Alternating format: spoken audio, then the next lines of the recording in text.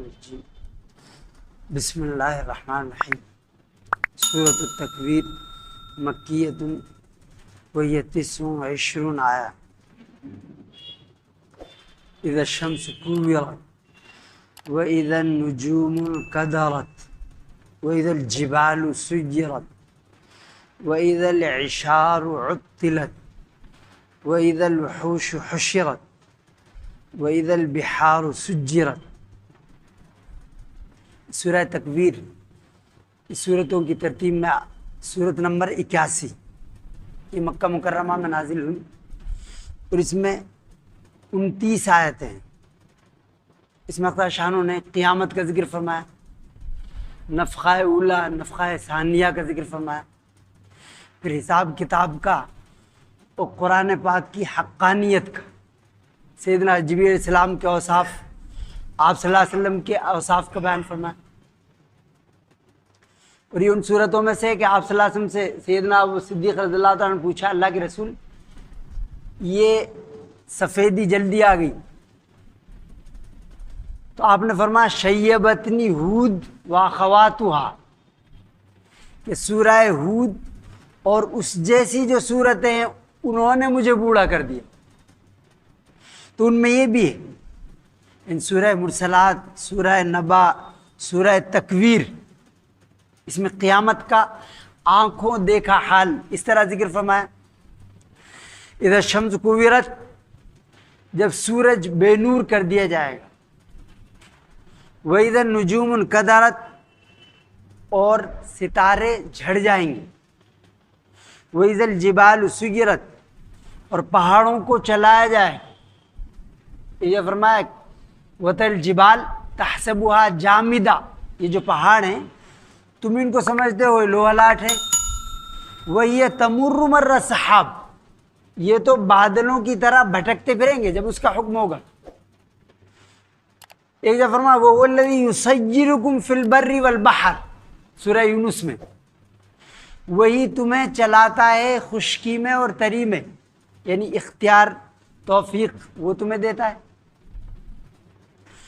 وَإِذَا الْعِشَارُ عُطِّلَتْ، تو اس میں 12 نشانیاں علامات بیان فرمائیں، جن میں سے 6 پہلی تو ہیں نفخہ اولا کے وقت، اور 6 بعد والی نفخہ ثانیہ کے وقت۔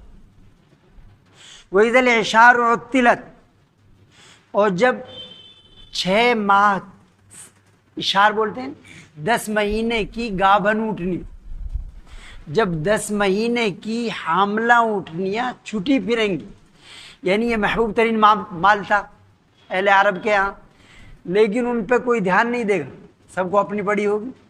وہی العشار، صورت حال ایسی ہوگی جب آگ لگتی ہے تو بعض دفعہ ماں اپنے بچے کو بھی بھول جاتی ہے، تیز بھاگتے ہوں کہ آگ لگ گئی، بچے کو بھول کے، یعنی یہی آگ لگ گئی تو ان کو اپنی پڑی ہوتی، بد حواسی میں پتہ نہیں ہوتا دوسرے کو۔ تو وَإِذَا الْعِشَارُ عُطِّلَتْ، تو جو محبوب ترین ان کا مال ہے 10 ماہ کی حاملہ اونٹنیاں، وہ بھی چھٹی پھریں گی، کوئی توجہ نہیں دے گا۔ وَإِذَا الْوُحُوشُ حُشِرَتْ، اور جنگلی جانور جمع ہو جائیں گے، خوف ہیبت کی وجہ سے، ہیبت کی وجہ سے ایسا ہوتا ہے کہ آدمی بول ہی نہیں پاتا، کبھی اتنا خوف ہوتا ہے کہ ایک لفظ نہیں بول پاتا، تو جنگلی جانور جمع ہو جائیں گے سب، یعنی چرند پرند درندے الگ الگ قسم کے سب جمع ہو جائیں۔ وَإِذَا الْبِحَارُ سُجِّرَتْ، اور سمندروں کو دہکا دیا جائے گا، یعنی وہ ہوا میں تبدیل ہو جائیں گے، ہوا آگ میں تبدیل ہو جائے گی۔ ایک روایت میں ہے کہ جہنم کو سمندروں میں پھینک دیا جائے، دہکا دیا جائے، سمندر میں تبدیل ہو جائے، یعنی وہ آگ ہی آگ، پانی اور آگ جمع ہو جائیں گے۔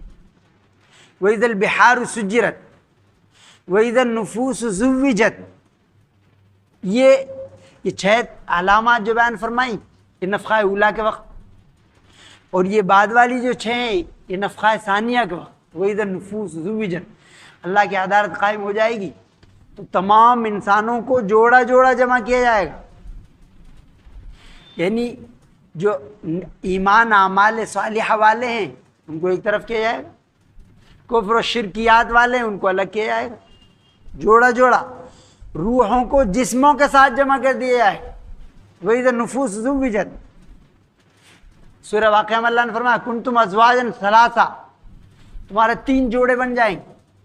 ایک تو ہیں سابقین اولین جن کا بڑا مقام ہے، انبیاء علیہ الصلوۃ والسلام، شہداء، صالحین.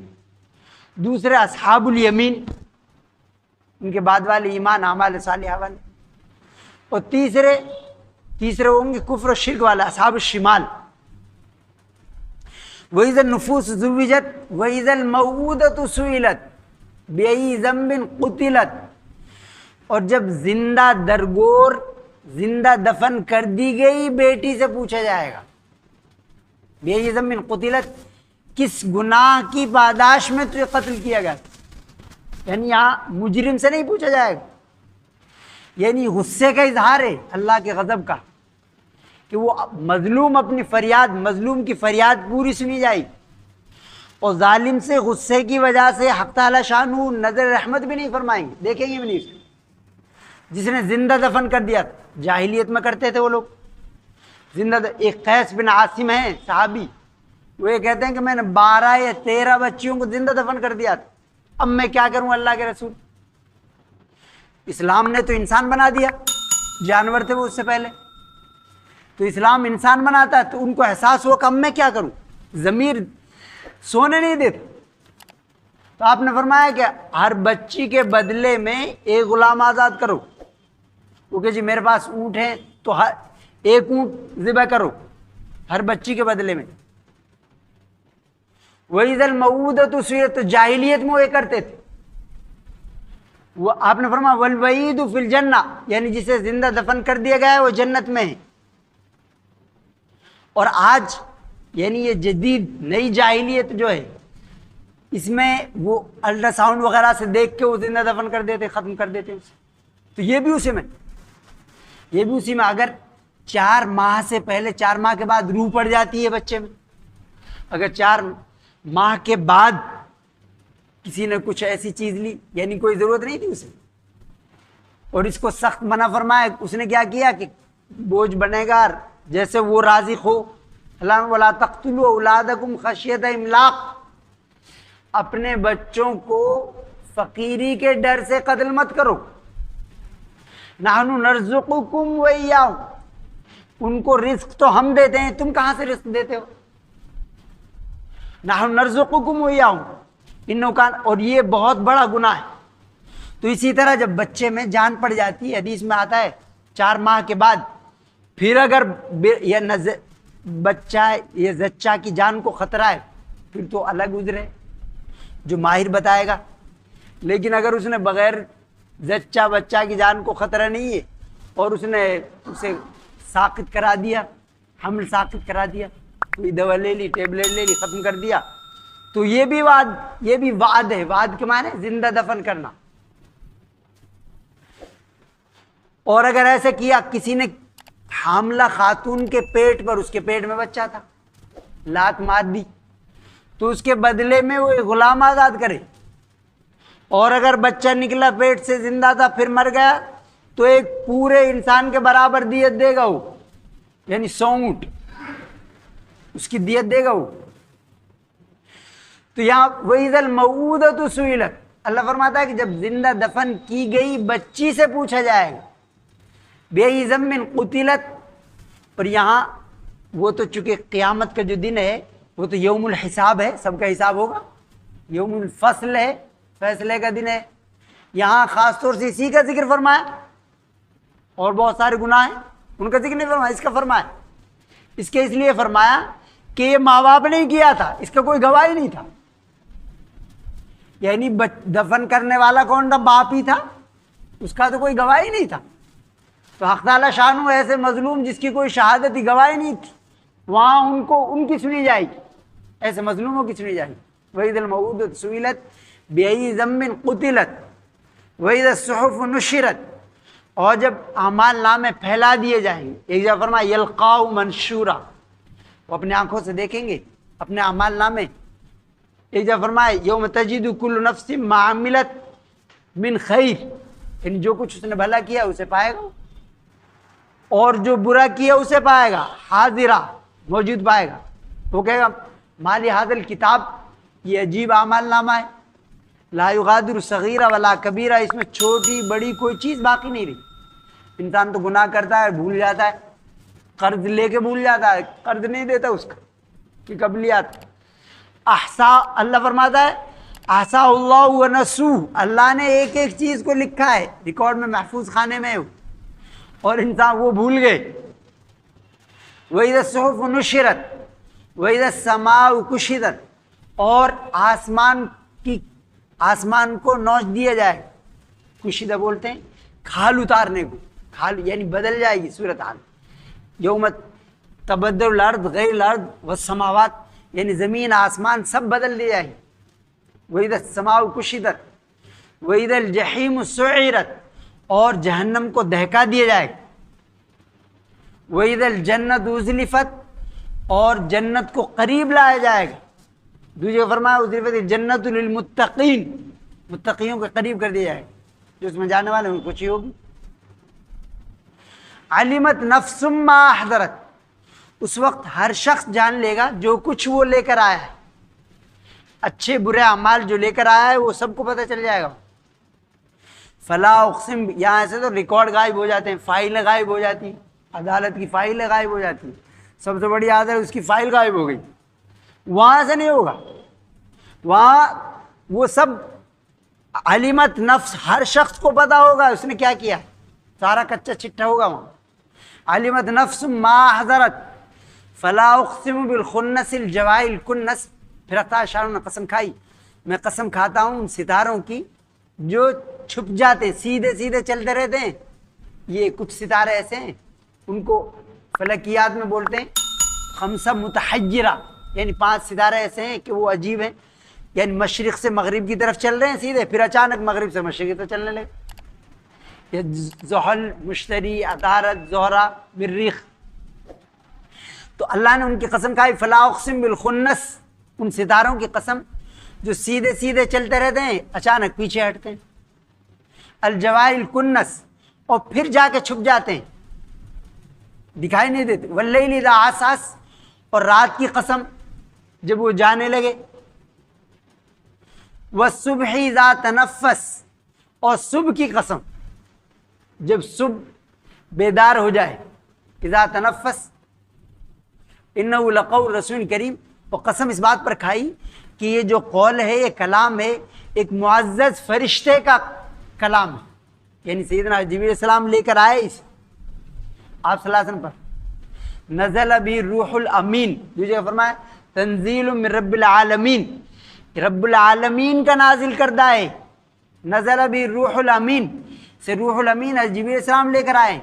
علی قلبک، آپ کے قلب پر اتارا ہے. لتکون من المنذرین، تاکہ آپ دنیا کو، پوری دنیا کو جگائیں، باخبر کریں، سوتی دنیا کو جگائیں. تو آپ، اللہ نے فرمایا قم، اٹھیے، انذر، لوگوں کو جگائیے. آپ پھر جگاتے رہے 23 سال تک. رات میں جاتے، یعنی سب سوتے، وہ قریش اصل میں دن میں دعوت کا کام نہیں کرنے دیتے، تو رات میں آپ تشریف لے جاتے تو جگاتے رہے. لقول رسول کریم، یہ معزز فرشتے کا کلام ہے، وہ لے کر آئے. ذی قوہ، اور بڑا طاقتور ہے وہ. سورہ نجم میں فرمایا علمہ شدید القوہ، یعنی حضرت جبریل علیہ السلام نے غزوہ بدر میں، یہ ابلیس جو تھا یہ بھی گیا. ابلیس ایک سراقہ بن مالک ایک ہے، تو اس وقت تو اسلام نہیں لائے تھے، بعد میں اسلام لائے. ان کی شکل میں بن کے وہ گیا ابلیس. تو حضرت جبریل علیہ السلام کو اس نے دیکھا تو یہ ڈر گیا. حضرت جبریل علیہ السلام نے اس کے ایک تھپڑ مارا تو وہ جو ریڈ سی ہے یہ جدہ میں یہاں کے گرا وہ ابلیس، یعنی غزوہ بدر میں. اور وہ معافی مانگنے لگا، میں نے تو اللہ سے مہلت مانگی تھی، اسے ڈر تھا آج میں ختم ہو جاؤں گا. اور جب وہ بھاگنے لگا تو ابو جہل کے بھائی نے اسے پکڑ رکھا تھا، حارث بن ہشام نے. اس نے کہا رہے تم تو یہ کہہ رہے تھے کہ ارے آج تو ہم جیتیں گے. اس کا انی ارا ما لا ترون، یہاں تو میں وہ چیزیں دیکھ رہا ہوں جو تم نہیں دیکھ رہے. یعنی فرشتے تھے وہاں، جبریل السلام ہے یہاں. تو اتنا طاقتور فریکشن آف سیکنڈ میں وہ جاتے ہیں وہی لے کر اور آ جاتے ہیں. یہی طرح اور ایک پر سے 600 پر ہیں ان کے، ایک پر سے انہوں نے بستی کو الٹ دیا. سیدنا لوط علیہ السلام کی جو قوم تھی اس کو الٹا ایک پر سے اوپر اور نیچے ڈال دیا. تو ذی قوہ بہت طاقتور ہے، عند ذی العرش مکین، اور عرش والے کے یہاں ان کا بڑا مقام ہے، معزز ترین فرشتے ہیں وہ. مطاعن، اور ان کی بات سنی جاتی ہے. معراج کے موقع پر آپ صلی اللہ علیہ وسلم کے ساتھ تھے تو انہوں نے دروازہ کھولو، کون؟ حضرت جبریل علیہ السلام. تو فوراً انہوں نے کھول دیا کہ آپ کے ساتھ حضرت محمد صلی اللہ علیہ وسلم، کیونکہ ان کے استقبال انتظار، فوراً کھولتے گئے وہ سب، ان کی بات سنی جاتی. مطاع ثم امین، اور وہ امانت دار ہیں، یعنی کمی بیشی نہیں کرتے. اس میں جو اللہ کا پیغام ہے، ایک تو طاقتور ایسے نہیں بیچ میں کوئی چھین لے ان سے، خوف کی وجہ سے ریوالور لگایا ان سے کچھ اور اگلوا دیا، ایسا نہیں. اور نہ وہ کمی بیشی، وہ امانت دار ہے، کمی بیشی نہیں کرتا، اپنی طرف سے حذف و اضافہ ایڈیٹنگ نہیں کرتا. وما صاحبکم بمجنون، پہلے لوگ بھی انہوں نے بڑی گستاخی کی آپ صلی اللہ علیہ وسلم کی شان میں، آپ کی ذات اقدس میں. آج کے لوگ بھی ایسے ان کو جانتے نہیں تو اول فول بکتے ہیں. تو وہ بھی کہتے، اللہ نے فرمایا تمہارے جو ساتھی ہے یہ پاگل دیوانہ نہیں ہے. وہ کہتے تھے کہ یہ تو دیوانہ ہے. کتنی عجیب بات ہے، یعنی اتنی فصیح زبان، بلاغت والی قرآن، ایسا کلام، ایسی خبریں وہ سنا رہا ہے اور وہ کہہ رہے ہیں یہ پاگل ہے. اسے پاگل کہیں گے؟ یعنی وہ کہتے تھے یہ تو پاگل ہے. وما صاحبکم بمجنون، اللہ فرماتا ہے کہ تمہارا ساتھی یہ پاگل نہیں ہے. وَلَقَدْ رَآهُ بِالْأُفُقِ الْمُبِينِ، اور انہوں نے ان کو، سیدنا جبرائیل علیہ السلام کو دیکھا ہے بالافق المبین، کنارے پر، آسمان کے کنارے پر. آپ صلی اللہ علیہ وسلم اصلی شکل میں بھی دیکھا جبرائیل علیہ السلام، جبرائیل علیہ السلام کو دیکھا اصلی شکل میں تو آپ بے ہوش ہو گئے. تو وما ہوا بقول، اللہ فرماتا ہے کہ انہوں نے ان کو دیکھا ہے، جبرائیل علیہ السلام کو بھی دیکھا ہے. وما ہوا الغیب بظنین، اور یہ جو غیب کی باتیں ہیں یعنی وحی کی باتیں، اس میں بخل نہیں کرتے. یعنی اللہ کی طرف جو وحی آتی ہے تو من و عن وہ اللہ کے بندوں کو پہنچا دیتے ہیں. وہ آپ صلی اللہ علیہ وسلم سناتے تھے مسلمانوں کے مجمع میں، کافروں کے مجمع میں اللہ کا پیغام سناتے ان کو. کبھی یہ تو پوری سورت سورہ نجم پوری سنائی تو وہاں سجدہ بھی، اس میں سجدے میں گئے تو کافر بھی چلے گئے سجدے. وما هو الغیب بظنین وما هو بقول الشیطان الرجیم، اور یہ جو ہے مردود شیطان کا کلام نہیں ہے کہ شیطان ایسی بات نہیں کر سکتا. وہ تو اللہ کے کلام سے ڈر جاتا ہے. شیطان جن بعض دفعہ پریشان کرتے ہیں تو ان کو قرآن سناؤ تو ان سے پوچھا کہ یہ کیا ہے، کیونکہ یہ تو سمجھ میں نہیں آ رہا ہے یہ پڑھ کیا رہے ہیں، لیکن یہ کس سے بڑی تکلیف ہو رہی ہے مجھے. یعنی کافر جن کہہ رہا ہے کہ اس کے سننے سے مجھے بڑی تکلیف ہو رہی ہے، یہ پتہ نہیں یہ پڑھ کیا رہا ہے کہ اسے بند کرو. تو اس سے تو شیطان بھاگ جاتا ہے اللہ کے کلام سے. وما هو بقول الشیطان الرجیم، یہ شیطان مردود کا کلام نہیں ہے. فَأَيْنَ تَذْهَبُونَ، تو تم کہاں جا رہے ہو؟ یعنی اس حقیقت کو، اس صداقت کو، سچائی کو چھوڑ کر، اللہ کے پیغام کو چھوڑ کر کس طرف جا رہے ہو؟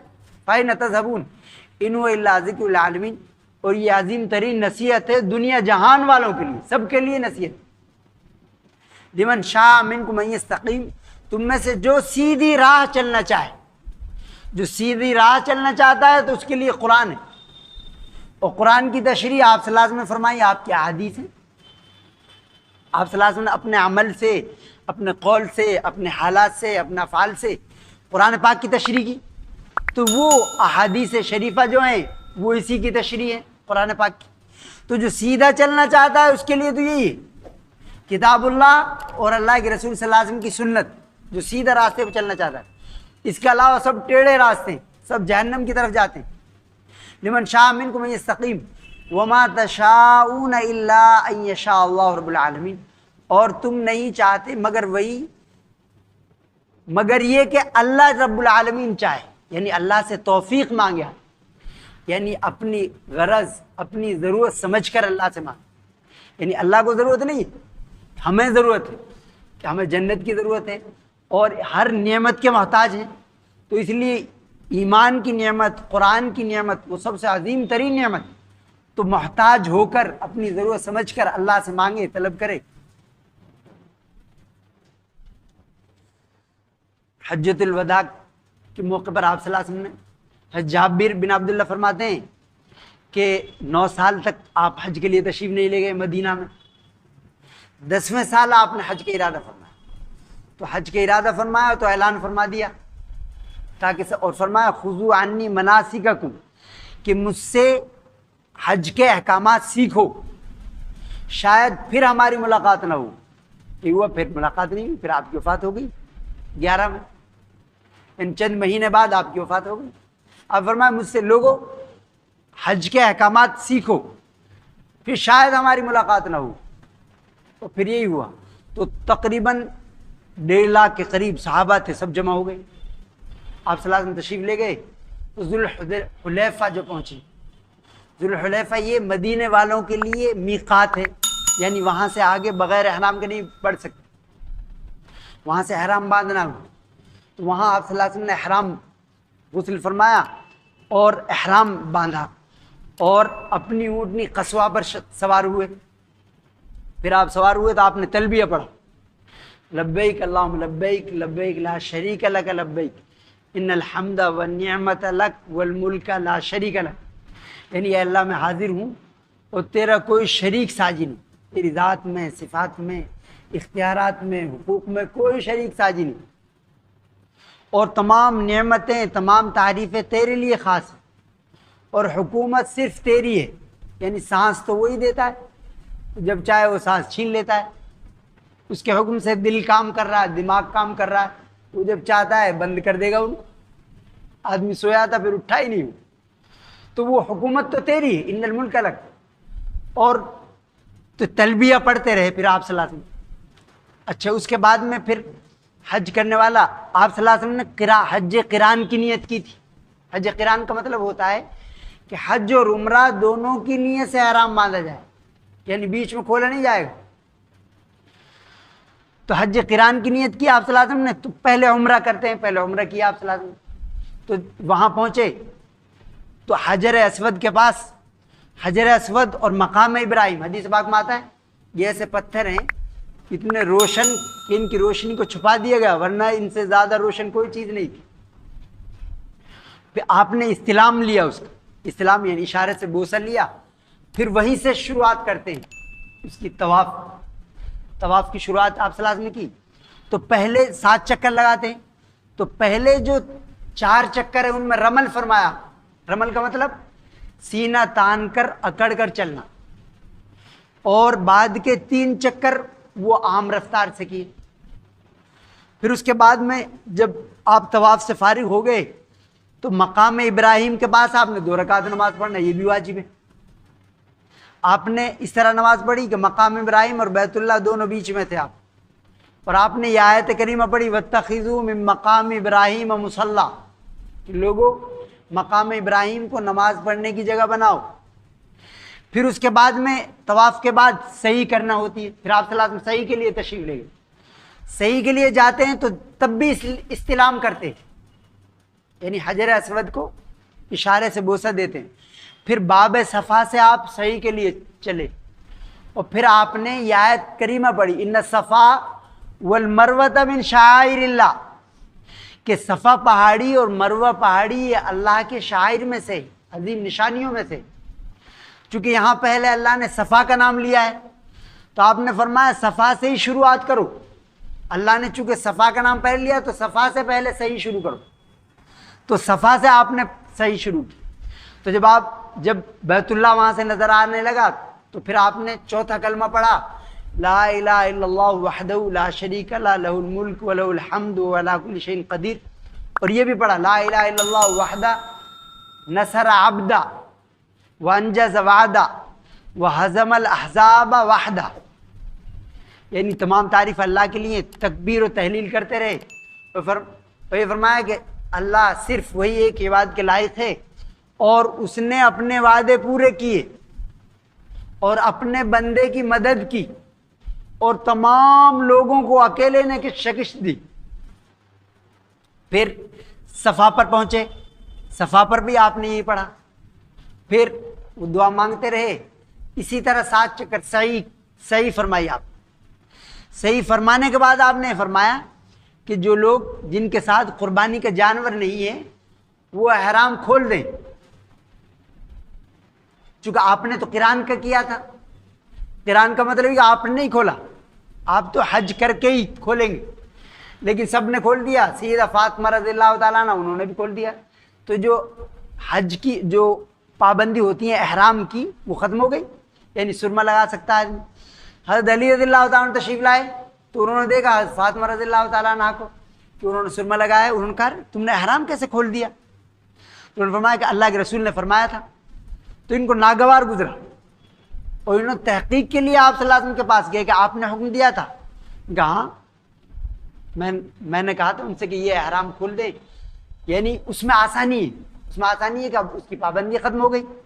اب حج کے دن جب شروع ہوں گے 8 ذی الحجہ، تب وہ حج کا احرام باندھیں گے، تب تک وہ پابندی اٹھ جائیں گی۔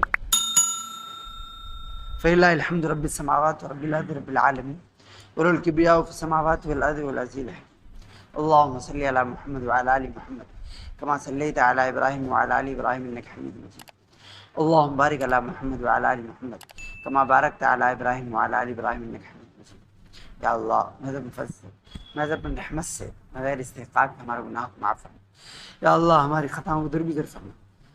یا اللہ ہر کفر کو، ہر شرک کو اسلام اور ایمان میں تبدیل فرما۔ یا اللہ ہر معصیت اور گناہ کو اطاعت میں تبدیل فرما۔ یا اللہ جو پریشان حال ہیں پریشانی دور فرما۔ یا اللہ جو بیمار ہیں ان کو شفا کو نصیب فرما۔ یا اللہ جو وفات پا چکے ہیں مغفرت فرما۔ یا اللہ جو بے روزگار ہیں حلال روزگار میں صرف فرما۔ یا اللہ اپنی سچی محبت سچی معرفت پیدا فرما، اپنے رسول پاک صلی اللہ علیہ وآلہ وسلم کی سچی محبت سچی اطاعت پیدا فرما۔ یا اللہ ہمارے افراد کی، ہمارے اداروں کی حفاظت فرما۔ یا اللہ ہماری جان مال عزت آبرو کی حفاظت فرما۔ یا اللہ جب تک ہمیں زندہ رکھ اسلام پر، ایمان پر، قرآن و سنت پر زندہ رکھ، جمع و دیمان عطا فرما۔ یا اللہ ہماری دعاؤں قبول فرما۔ اللهم انا نسألك من خير ما سألك من نبيك محمد صلى الله عليه وعلى آله وسلم ونعوذ بك من شر ما استعاذ من نبيك محمد صلى الله عليه وعلى آله وسلم وأنت المستعان وعليك البلاغ ولا حول ولا قوة إلا بالله وصلى الله على خير خلقه محمد وآله وصحبه أجمعين برحمتك